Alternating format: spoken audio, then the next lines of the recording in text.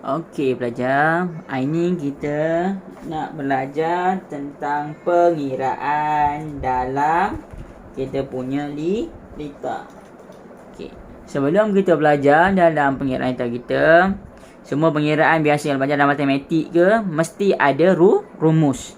Okey, jadi kita punya dalam kita pengiraan elektrik atau pengiraan lita ni pun ada dalam rumus dia, iaitu rumus pengiraan lita Okey, dia bentuk segitiga belajar macam ni supaya kita mudah faham belajar. Bukannya maksudnya segitiga ni ada maksud, tidak.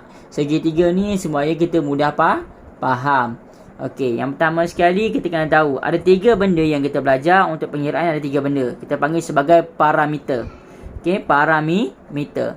Yang pertama iaitu kita nak kira voltan, kita nak kira arus dan kita nak kirakan rintangan belajar. Okey, voltan belajar. Voltan ni belajar biasanya ada dekat bateri. Itu berkata sumber kuasa. Sumber kuasa. Simbol bagi voltan adalah V. Okey. Kita nak cari voltan belajar, kita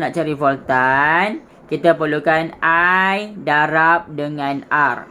I darab dengan R. Kalau kita nak cari arus belajar, V voltan bahagi dengan rintangan.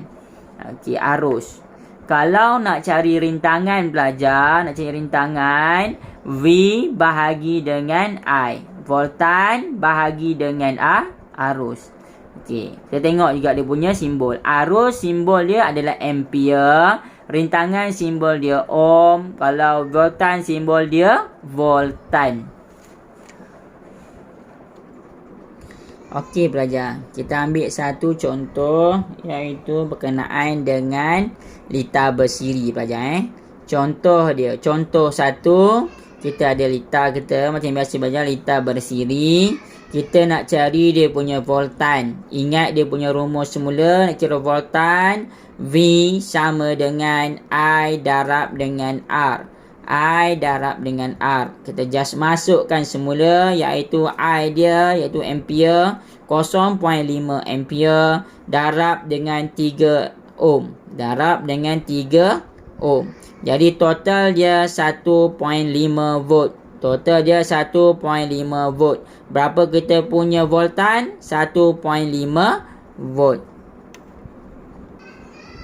Okey, contoh yang kedua pelajar. Kita tengok kita sekarang ni nak mencari ampere, iaitu kita nak cari arus. Nak cari arus pelajar sama dengan V bahagi dengan R. V bahagi dengan R. Okey. Voltannya kita bagi dekat bateri ni adalah 9 volt dan dia punya rintangan adalah 3 ohm. Okey, 3 ohm. Rumus dia belajar tulis balik. 1 I sama dengan V bahagi dengan R. Jadinya ampere I sama dengan 9V bahagi dengan 3 ohm. Jadi I dia, arus dia adalah sama dengan 3 ampere. Ini jawapan dia belajar ya. Okey belajar. Tengok contoh 3 belajar. Tengok contoh 3.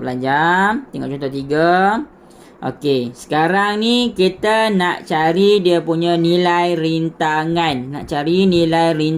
Rintangan. Okey, mudah saja belajar. Awak tulis sekali belajar rintangan. Tengok balik kita punya rumus ni, nak cari rintangan sama dengan V bahagi dengan I. V bahagi dengan I. Rumus dia R sama dengan V bahagi dengan I.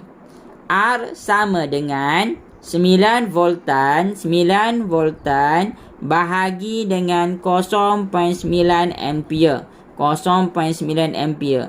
Jadi rintangan kita dapat adalah 10 ohm.